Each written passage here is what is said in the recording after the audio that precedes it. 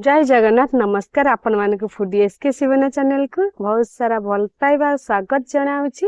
दर्शक बंधु आज आम बनैबा कंचा बंतल कदली रे स्वादिष्ट रेसिपी। आपण माने माछ बेसर स्वाद पाइबे। एमती सहज रे बना हबो आ बिना मसला रे बना हबो आ कम समय रे बनेबो। कि स्वाद लागबो आपण माने थरे देखिले बारंबार बनैबे। मु किमती बनाउछि रेसिपी आ प्रथम शेष पर्यंत देखंतु। आपन को भल लागले ओटे कमेंट माध्यम जानबे आ शेयर भी करंतु। चलंतु हम रेसिपी आरंभ करबा बंतल कदली रे।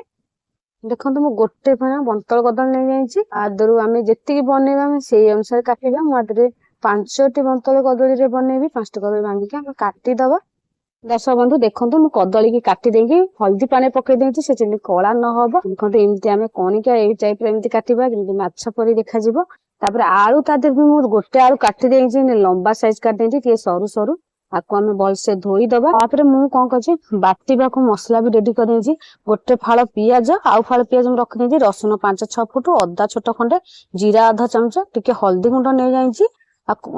शुखला लंका 4टा नहीं सोरिष नहीं अध चामच बेसर बना सोरिष परिमाण टी अधिक नवा। आपण मैंने कंचा लंका नहीं पारती शुखला लंका बदल जेहतु मत कंचा लंका ना शुखला लंका नौची टे राग राग हेल्ले भल स्वाद लगे। आप छोट छुआ खाई स्किप कर पारती। हल्दी गुंड पड़ला आम अल्प टे लुण नहीं जा लुण हल्दी गुंड पकईकि बाटिले सोरिष बेसर टे पिता लगभग आम चिकन बाटी आनिबा। आपण मैंने ग्राइंडर भी फेस पारती आम शिल भी बाटी पारती। मैं शिल बाटी आनी मसला प्लेन करी बाटी हबनी जेंति खदा खदा टिके अल्प रहइबो सेमति हमें बाटीबा। देखंतु करेई बसई देछि आमे सोरिष तेल सेतरे 2 चम्मच पकेइबा। आमे सोरिष तेल रे बनैबा। सोरिष तेल टिके आमे गरम हबा को दबा। सोरिष तेल गरम हे गले दर्शक बंधु देखंतु सोरिष तेल गरम हे गला नै आमे कदली आलू को तेल रे पकेइबा। मैं एथरे लूण पके दबा आधा चमच लूण हल्दी गुंड पके दबा टिके हल्दी गुंड पके दबा। पकेइगिरी आमे कोन करबा भाजीबा कदली आलू को आप तेल रे प्रथम भाजी दबा। दर्शक बंधु देखंतु कदली आलू भाजी हो गलानी आम एमती भलसे पोड़ पोड़ के भाजीबा। आलू भी सब सिझी गलानी आम कौन करबा गोटे पात्र को बाहर कर दबा। दर्शक बंधु कदली आलू को बाहर कर दिया गला। आम सेतेरे सोरिष तेल आ 2 चम्मच पकई दबा। आम सोरिष तेल रे बन गरम हो गलानी आम 5 फुटण और शुखला लंका पकई दबा। जीरा परिमाण टिके अधिक नबा। गोटे शुखला लंका पकई देछि आटी फुटीबा को दबा। देखंतु फुटी गलानी आम गोटे पियाज फाळे बाटी थले आउ फाळे पियाज काटी के रखि देले पकई दबा। देखंतु आम पियाज को जारी दबा पोड़ पोड़ पर्यंत जारीबा। एते सहज रेसिपी आपण माने एमती बनांतु केते स्वाद लागिवो। आपण माने खाइले भी जानि परिबेनी ये माछ बेसर स्वाद लागिवो। एमती जेहेतु भाजी हो गलानी तापर बटा उठा मसला पकेइबा। मु जो मसला देखंतु कि दरदर बाटी जी ए जो बटा आनी शिला रे आमे को पकेइ दबा। आमे को पानी देगिरी जले भी ऊपर ऊपर पकेइबा। शिला रे बटा आनी जे तलतला रे बाली थाए सेति पे आमे ऊपर ऊपर पकेइ दबा। पकेइगिरी आमे उनको पस्तीबा। आमे सेतरे काश्मीर लंका गुंड पकेइ दबा आधा चमच टिके कम पकेइ दा टिके कलर होबा पई आपण यूज कर पारंती न पकेले चढ़िबो। आमे उनको पस्ती दबा 2 मिनिट पर्यंत। तापर आमे कोन करबा हल्दी गुंड नै हल्दी गुंड आधा चमच नै जिबा टिके कलर पई भल से कषि दबा। टे जो सोरिषटा पिता लगे हल्दी लुण बटा हो कषिबा। फिर आम टमाटो कटा गोटे पकई दबा। आपण मैंने टमाटो बाटी पारती मुझे बाटी टमाटो कटाटा पकईले एमती खंड खंड रही अल्प अल्प पानी देकरी मसला को भलसे जारी दबा। दर्शक बंधु आम से भूषण पत्र टे पकईदा। भूषण पत्र मुझे धोई देछि पकईदे भल कर बास्ना हम भी भल भी खाइबा को स्वादिया हम। आंबुल बेसर बना हम ना से आ 2 मिनिट पर्यंत कषि दबा। तेल रे आपण माने भूषण पत्र भाजी पारंती तेल रे पकईने मसला पकईले टिके अधिक तार बास्नाटा भी हम आम कषिबा। जो बंधु देखंतु मसला जेहेतु कषि हो गलानी आम से पकई दबा कदली आलू को पकई दबा। पकईकि आम 2 मिनिट पर्यंत मसला एपसाद एमती मिसई दबा।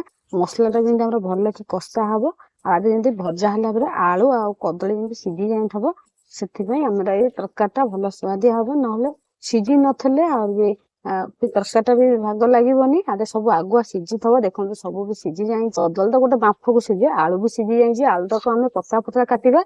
से सहज रेसिपी स्किप करंतुनी प्रथम शेष पर्यंत देखंतु। देखंतु जेहेतु कषि हो गलानी आम से लुण पकई दबा।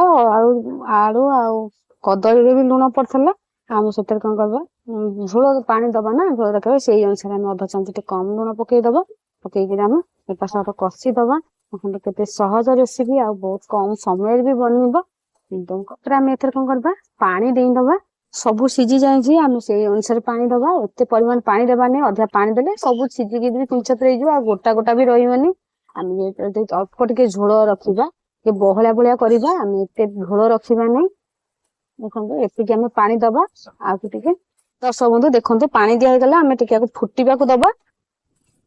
ଦର୍ଶକ ବନ୍ଧୁ ତରକାରୀ ଫୁଟିଲାଣି, ସବୁ ସିଝି ଯାଇଛି। ଆମେ କଣ କରିବା, ଆମ୍ବୁଲ ଦିଟା ପକେଇଦବା। ଆମ୍ବୁଲ ଟାକୁ ଟିକେ ସିଝିବାକୁ ଆଉ 3-4 ମିନିଟ୍ ପର୍ଯ୍ୟନ୍ତ ସମୟ ଦବା। 3-4 ମିନିଟ୍ ପରେ ଆମ୍ବୁଲ ବି ସିଝିଯିବ। ଟିକେ ଜାଳ ଟିକେ କମ ଦବା। ଜାଳ କମ ଦେଲେ ଆ ଦେହରେ ସବୁ ପରିମାଣ ସବୁ ସିଝିଯିବ। ବନ୍ଧୁ ଦେଖନ୍ତୁ 3-4 ମିନିଟ୍ ହେଇଗଲାଣି। ଆମେ ଏମିତି ତରକାରୀ ଟାକୁ ଆମେ ଏମିତି ବହଳିଆ ବହଳିଆ କରିବା। ଆଉ ଇଏ ରହିଯିବ, ଆଉ ବି ପାଣି ବି ସବୁ ଶୁଖି ନେଇଯିବ, ଶୁଖିଯିବ। କଦଳୀ ଯେହେତୁ ପଡିଛି। ଆଉ ଦର୍ଶକ ବନ୍ଧୁ ଆପଣ ମାନେ ଏମିତି ବନାନ୍ତୁ, କେତେ ସ୍ୱାଦ ଲାଗୁଛି ଗୋଟେ କମେଣ୍ଟ ମାଧ୍ୟମରେ ଜଣେଇବେ। ଆଉ ଯୋଉମାନେ ନୂଆ ଅଛନ୍ତି ଏପର୍ଯ୍ୟନ୍ତ ସବସ୍କ୍ରାଇବ କରିନାହାନ୍ତି, ସବସ୍କ୍ରାଇବ କରିଦିଅନ୍ତୁ। ଆଉ ସାଙ୍ଗମାନଙ୍କୁ ବି ସେୟାର ବି କରନ୍ତୁ। ମୁଁ ଯାହା ବି ବନଉଛି ସବୁ ନୂଆ ନୂଆ ରେସିପି, ଆଉ ନୂଆ ପୁରା ଘରେ ବି ଯାହା ସେଥିରେ ବି ବନା ହଉଛି। ଦେଖନ୍ତୁ ଆଦେହରେ ସବୁ ବି ସିଝି ଗଲାଣି। ଆଦେହରେ ବି ଆମେ ଏତିକି ଝୋଳ ପରିମାଣ ରଖିବା। ମସଲା ଟା ଯୋଉ ଦରଦର ବଟା ହବ ନା, ସେଥିରେ କେତେ ସ୍ୱାଦ ଲାଗୁଛି। ଦେଖନ୍ତୁ ଆପଣ ମାନେ ଥରେ ବନେଇଲେ ଜାଣିପାରିବେ। ଯେହେତୁ ହେଇଗଲାଣି, ଆମେ ତଳକୁ ବାହାର କରିଦବା। ତଳେଟାକୁ ତଳକୁ ଓହ୍ଲେଇ ଦବା। ଆଉ ଗୋଟେ ପାତ୍ରକୁ ବାହାର କରିଦବା। ଦର୍ଶକ ବନ୍ଧୁ ଦେଖନ୍ତୁ ତଳକୁ ଓହ୍ଲେଇ ଦେଇଛି। ଆଉ କେତେ ବି ଦେଖନ୍ତୁ, ଆପଣ ମାନେ ଦେଖୁ ଜାଣିପାରୁଥିବେ, ଆର ସବୁ କିଛି ବି କଦଳୀ ଆଳୁ କିଛି ବି ଫିଟିନି। କେମିତି ସବୁ ଗୋଟା ଗୋଟା ଅଛି। ଝୋଳ ସବୁ ଏମିତି ବନିଲେ ଆଉ ପୁରା ମାଛ ତରକାରୀ ସ୍ୱାଦ ପାଇବେ। କେତେ ସୁଆଦିଆ ଲାଗିବ ଆପଣ ମାନେ ଦେଖୁ ଜାଣିପାରୁଥିବେ। ଆମେ ଗୋଟେ ପାତ୍ରକୁ ବାହାର କରିଦବା। ଦର୍ଶକ ବନ୍ଧୁ ଆପଣ ମାନଙ୍କ ପାଇଁ ରେଡି ହେଇଗଲା କଞ୍ଚା ବନ୍ତଳ କଦଳୀରେ ଆମ୍ବୁଲ ବେସର ସ୍ୱାଦିଷ୍ଟ ତରକାରୀ। ସହଜରେ ବନା ହେଇଛି। ଆପଣ ମାନେ ଏମିତି ବନେଇ ଖାଇଲେ ବି ଜାଣିପାରିବେନି, ପୁରା ମାଛ ବେସର ସ୍ୱାଦ ପାଇବେ। ଆପଣ ମାନଙ୍କୁ ଏମିତି ସମସ୍ତେ ଘରେ ବନାନ୍ତୁ।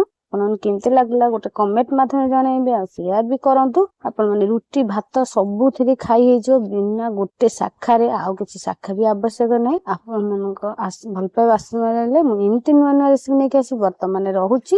ଜୟ ଜଗନ୍ନାଥ, ନମସ୍କାର, ଧନ୍ୟବାଦ।